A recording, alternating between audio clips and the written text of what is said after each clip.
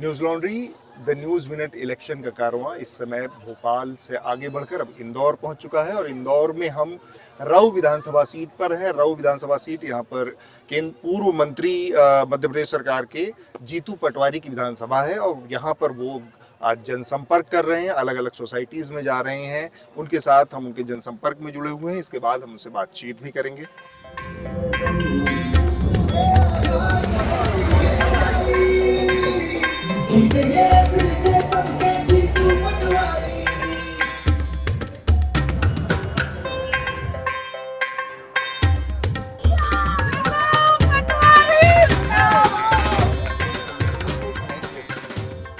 News laundry the news minute का ये सफ़र चुनावी कवरेज का अब इंदौर पहुंच चुका है। हम लोग इंदौर की राऊ विधानसभा सीट पर हैं। राऊ विधानसभा सीट से कांग्रेस के एक मुखर नेता हैं जीतू पटवारी, जितेंद्र पटवारी उर्फ जीतू पटवारी, उनको लोग प्यार से हमारे साथ बैठे हैं। जीतू जी, मेरा पहला सवाल आपसे ये है कि 2 बार से आप यहाँ लगातार विधानसभा का चुनाव जीत रहे हैं।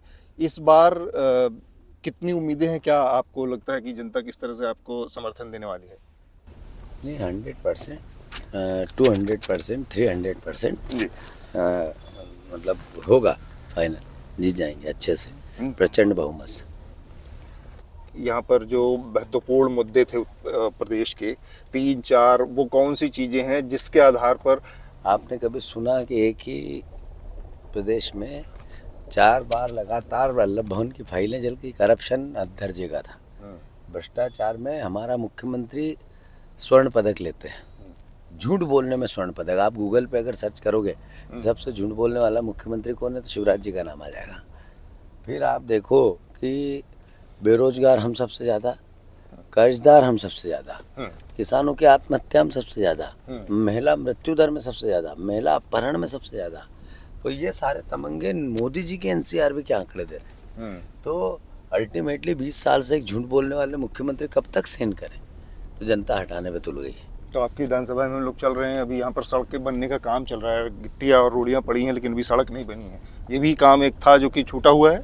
नहीं, ये रोड थी, पर ये हमने चौड़ी करा के नहीं बनाई। अच्छा, नहीं बन रही। आपने कहा कि झूठ बहुत बोलते हैं, मैं जानना चाहूंगा कि वो कौन से झूठ है, थोड़ा सा अगर आप बताएं कि शिवराज सिंह चौहान की कौन से झूठ की बात कर रहे हैं? 1 लाख नौकरियां दूंगा। 1 लाख नौकरियां वो कब देंगे पता नहीं चला। उन्होंने ऐसे 40 एग्जाम हुई, 40 एग्जाम में ही घोटाले, सब पे जांच चल रही है, एक भी कंप्लीट नहीं हुई। आप ये देखो, उन्होंने कहा कि मैं किसान एक कोविड में मरने वालों को 1-1 लाख रुपया दूंगा, 1 भी रुपया नहीं दिया। मतलब अल्टीमेटली मरने वालों से झूठ बोलना। मतलब मैं कौन से झूठ थे? 30,000 झूठ है जो रजिस्टर्ड झूठ है, जो विधानसभा में बोले, आश्वासन दिए, जिनकी एक बड़ी फहरिस्त है। 30,000 झूठ मेरा मुख्यमंत्री ने बोले।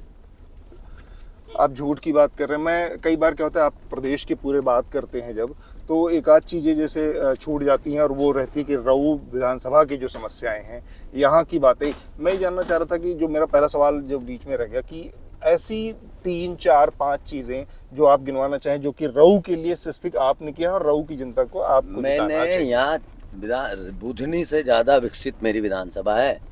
40 अच्छे स्कूल हैं, 40 अच्छे कॉलेज हैं, 4 यूनिवर्सिटी है, अच्छी कोचिंग्स मध्य प्रदेश की यही हैं। ये हो गया एजुकेशन सेक्टर। स्पोर्ट्स में 300 करोड़ का एक स्पोर्ट्स कॉम्प्लेक्स बन रहा है। 100 करोड़ रुपए हमने हमारे स्पोर्ट्स में जो डिपार्टमेंट हमारी एक यूनिवर्सिटी का उसमें दिए थे, मैं मिनिस्टर था। यहाँ अलग अलग और भी स्पोर्ट्स के इसको हब बनाना है, उस पर काम चल रहा है। यहाँ सारी रोडें या तो बन रही है या बन गई है। नेशनल हाईवे, राज्य हाईवे, 23 रोडें बनी पिछले मेरे कार्यकाल में। अच्छा। बड़ी बड़ी, जैसे छोटी मोटी बातें नहीं है। और हर गांव रोड से जुड़ा हुआ है। हर गांव में नल जल योजना है। नर्मदा का पानी जहाँ यहाँ हमें हर लगभग 17 टंकियाँ हमने शहरी क्षेत्र में बनाई। 27 ब्रिज यहाँ बने हुए हैं, अलग अलग छोटे बड़े। तो अल्टीमेटली ये अद्भुत और अकल्पनीय विकास है, कहीं नहीं हुआ, बुधनी में भी नहीं हुआ, जहाँ मुख्यमंत्री 20 साल से हैं। ठीक है। आप अभी बातचीत में कहते कि राज्य का कर्ज बहुत बढ़ गया, उस पर थोड़ा सा मुझे बताएं। 4 लाख करोड़ का कर्ज है, 30,000 करोड़ रुपया पर ईयर सिर्फ ब्याज और देनदारियां हैं। एक शिवराज जी ने 20 साल के मुख्यमंत्री ने कहाँ से कहाँ ला दिया प्रदेश को। तो अल्टीमेटली 53,000 रुपये हर नागरिक पे कर्ज है यहाँ। तो ये भावना क्या बनाती है? ये भावना आपका मैनेजमेंट आर्थिक जो व्यवस्था है चरमरा गई है। आप झूठ बोलते हो, घोषणाएं करते हो, सब्ज बाग देते हो, करप्शन सर चढ़ के होता है। तो मैं मानता हूँ कि अल्टीमेटली शिवराज जी ने बहुत अराजकता की है मध्य प्रदेश में। 4 लाख करोड़ के आपने कर्ज की बात कही है। मैं देख रहा था आप लोगों की जो गारंटी हैं, जो दावे हैं, उसमें बहुत सारे वादे आप लोगों ने किए हैं। मसलन 500 रुपये में गैस सिलेंडर देना है, 1500 रुपये हर महिला को देना है। कांग्रेस पार्टी के जो सीएम के उम्मीदवार है कमलनाथ, उनकी यूएसपी क्या है? अर्थ के मामले में, व्यापार के मामले में, विश्वव्यापी व्यापार के मामले में अच्छा इन्वेस्टमेंट आए, आवक जावक की पूरी प्रोसेस से हमने अपनी बातें कही है। तो मैं इन्वेस्टमेंट आ जाने से कर्ज थोड़ी ना कम हो जाएगा। नहीं, इन्वेस्टमेंट आने से रोजगारी बढ़ेगी, इन्वेस्टमेंट आने से व्यवस्थाएं बढ़ेगी, जी। आपका जो रेवेन्यू मॉडल है उसमें पैसा बढ़ेगा, और भी इस तरीके हैं। तो उससे ये जो आपने बहुत सारे वादे किए हैं नगद वाले, ये पूरे हो जाएंगे। हाँ, बहुत हमने जो बातें कही वो आवक जावक के मैनेजमेंट के साथ कही। तो आपने एक और बड़ी दिलचस्प बात कही थी कि ये लुटेरी सरकार है, इसमें जो सरकार थी ये हमसे लूट के बनाई गई है। थोड़ा सा उसके बारे में स्पष्ट करेगी। क्यों नहीं लूट के बनाई? विधायकों को खरीद लिया, यहाँ से उठाया बेंगलोर ले गए, यहाँ से उठाया वहाँ हरियाणा रखा, यहाँ से उठाया दिल्ली ले गए। फिर 50-50 खोखा ये शब्द ईजाद कैसे हुआ? 50 करोड़ रुपए फिर सारे विधायकों को, मतलब अल्टीमेटली ये लूटी तो गई सरकार। जनमत तो कांग्रेस के साथ था, उसके विधायक जीते थे। बीजेपी प्रधानमंत्री अमित शाह और धर्मेंद्र प्रधान, ये मुख्यमंत्री, ये और भी लोग लग गए और हराने लग गए, विधायकों को उठाने लग गए, खरीदने लग गए, बेचने लग गए। तो ये बात लूट की तो है। तो ये बात तो अभी भी कही जा रही है कि 100 से ऊपर भारतीय जनता पार्टी के तमाम नेता मुंह पीछे कह रहे हैं कि 100 से ऊपर जीत गए तो सरकार हम बना लेंगे चाहे कुछ। तो उसके निपटने का क्या इलाज है आपके पास फिर? तो कैसे? ये चिंता हमारे लिए थोड़ी है, देश के लिए भी है ये चिंता, आपके लिए भी है, इधर अच्छे जर्नलिस्टों के लिए भी चिंता है।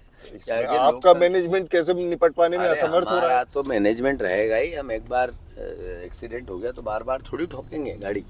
बात ये नहीं है, बात ये आपने कहा ऐसा होगा तो देश के लिए खतरा है भाई।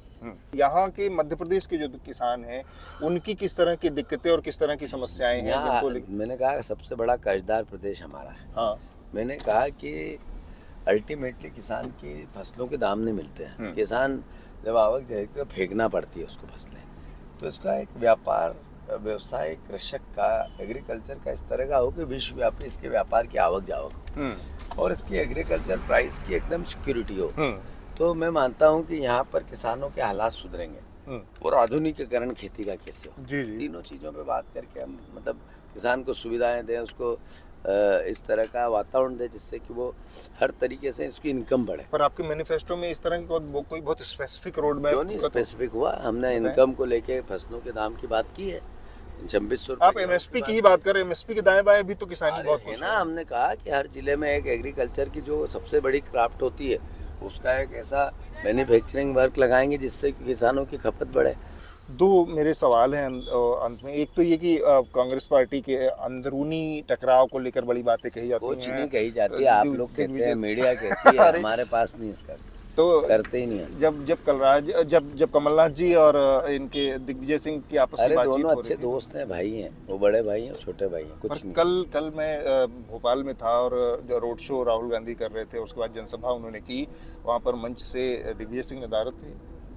वो कहीं और लगे होंगे, बात तो वही है ना। अब जैसे मैं नहीं था या और लोग नहीं थे, जब आप तो मान लीजिए अपने क्षेत्र में लगातार, अरे वो भी कहीं लगे होंगे, ऐसा नहीं।